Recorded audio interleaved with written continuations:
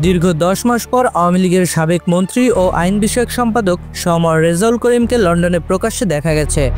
শুক্রবার দুপুরে তিনি লন্ডনের ডরচেস্টার হোটেলের সামনে একটি কেকের দোকানে বসেছিলেন। হলুদ রঙের পোশাক পরা রেজাউল করিমের পাশে ছিলেন দলের প্রেসিডিয়াম সদস্য ও সাবেক মন্ত্রী আব্দুর রহমান এবং সিলেট জেলা আওয়ামী লীগের সাবেক সভাপতি ও সাবেক প্রতিমন্ত্রী শফিকুর রহমান চৌধুরী।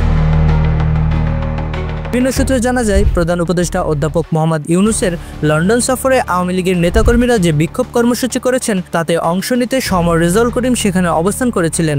বেলা 2:30টার দিকে শুরু হওয়া ওই বিক্ষোভ ছিল প্রধান উপদেষ্টার লন্ডনে অবস্থানকালে ধারাবাহিক বিক্ষোভের অংশ।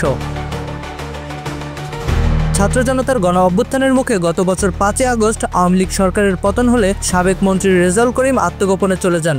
পরে এক ভিডিও বার্তায় তিনি ভারত হয়ে তৃতীয় কোনো দেশে আশ্রয় নেওয়ার কথা স্বীকার করলেও সুনির্দিষ্ট অবস্থান প্রকাশ করেননি। লন্ডনে তার এই প্রকাশ্য উপস্থিতি সেই রহস্যের অবসান ঘটালো।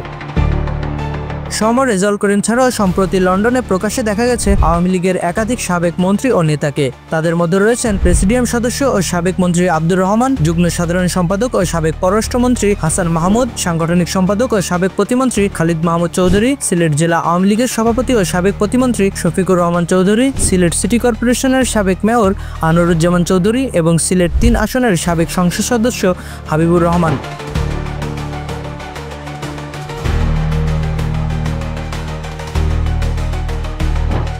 মঙ্গলবার লন্ডনে প্রকাশ্যে দেখা যায় সুনামগঞ্জ 1 আসনের সাবেক সংসদ সদস্য রণজিৎ সরকার এবং হবিগঞ্জ 3 আসনের সাবেক সংসদ সদস্য আবু জহিরকে। তাদের সঙ্গে ছিলেন সিলেট মহানগর আওয়ামী লীগের যুগ্ম সাধারণ সম্পাদক বিধান কুমার সরকার, যাকে এই প্রথমবারের মতো জনসম্মুখে দেখা যায়। আকবর আলী রাতুল, BDN 71, ঢাকা।